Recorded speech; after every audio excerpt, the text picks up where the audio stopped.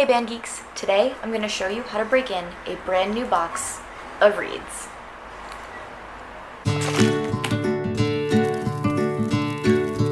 And toys! No, they're reeds. They're reeds. Those aren't toys.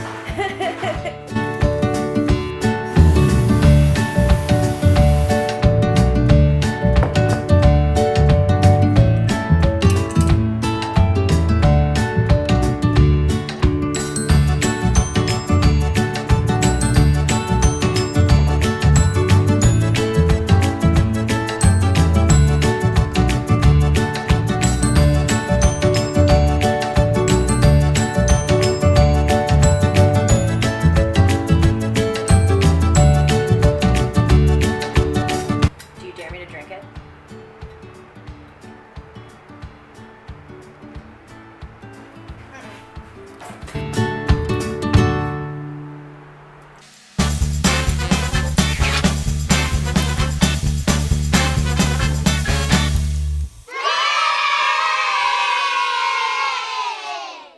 Now that I have all my reeds and they've been soaked and dried and soaked and dried, what I'm going to do is I'm going to play on every single one of them.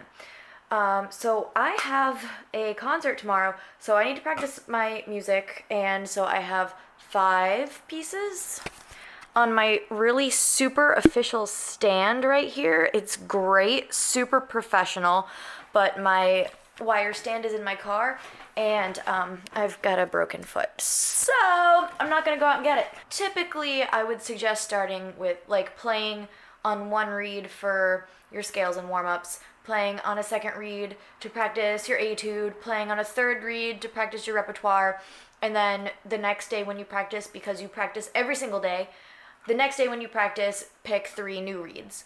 And I'm going to show you how I keep track of them, but basically, I'm going to use 1 reed per piece of music. As you can see, I'm starting with the Divertimento for Malcolm Arnold, which I am playing tomorrow. It's for flute, oboe, and clarinet, and I'm playing it with my trio, Mythic Winds. We have a whole lot of music. Well, I uploaded all of our videos. They're not perfect because they're live performances. And what we're playing tomorrow, I don't know if I'm going to record yet or not, because it's basically just like the repertoire that we've played already, because there's not a whole lot of repertoire written for flute, oboe, and clarinet, and that's why we pay composers to write for us. I will show you how I then organize my reeds once I have them in my case. So I use a ProTech reed case, and what I like about this is that all the spots for reeds are all numbered with Roman numerals.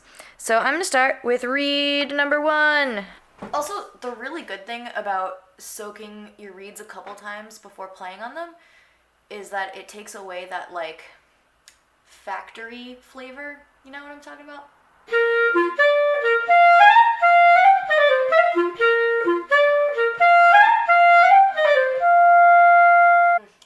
I'm not liking the articulation.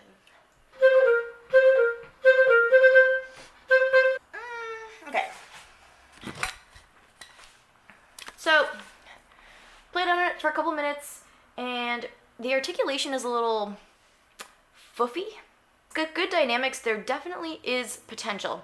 And the thing about reeds is that when you rotate them, you'll come back to like the same reed and it might change due to weather, due to humidity, due to the day of the week, due to what mood it's in. Like, reeds may have like their own personalities. When I mark my reeds, I have a system of checks, check minuses, and check pluses. This right now is a check minus. You could also write the word fuzzy if it's fuzzy, or resistant, or hard. I'm just going to put a check minus for right now, just like marking it in pencil. And then that way, if it changes, we'll put it, a little thing there saying it's a check plus. But basically, having a little mark on it, sometimes I'll put the date like 10, 12, because today's October 12th.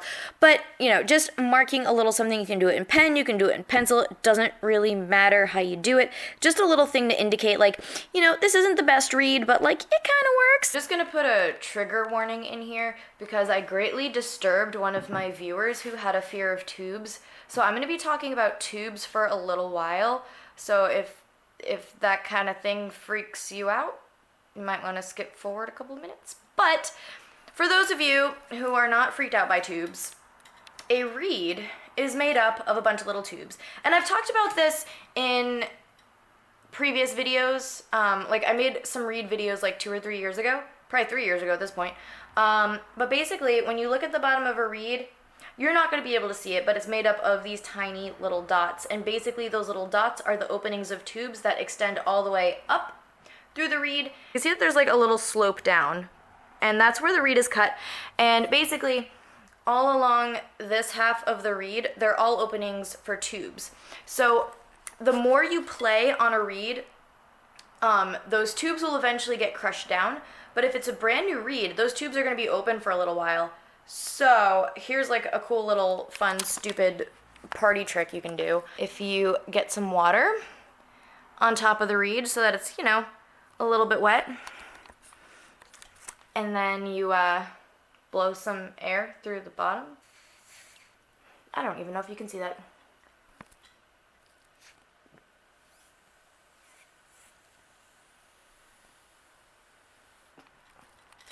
Basically, like, you can blow little teeny tiny stupid bubbles. Anyway, I'm gonna keep playing on these reeds and figure out how I'm gonna mark them. Once you play on a reed for, you know, more than once, the initial check is going to change because the shape of the reed changes. Like, right now these are all openings for tubes, as I just demonstrated by blowing tiny little stupid bubbles on top.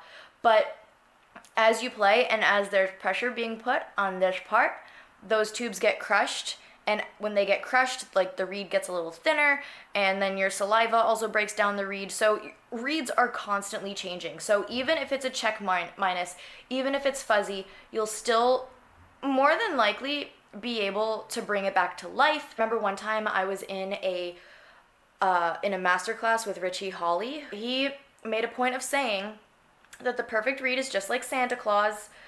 It doesn't exist. So reeds are always changing. One reed might be amazing one day and might be total crap the next day.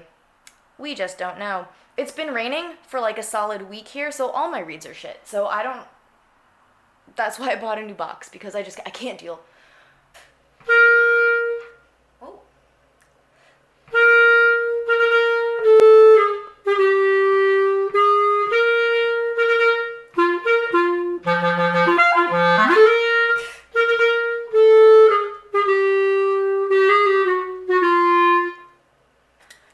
So this reed is pretty much a check plus, but don't trust reeds that play well right out of the box. Like, it's great, nothing wrong with it.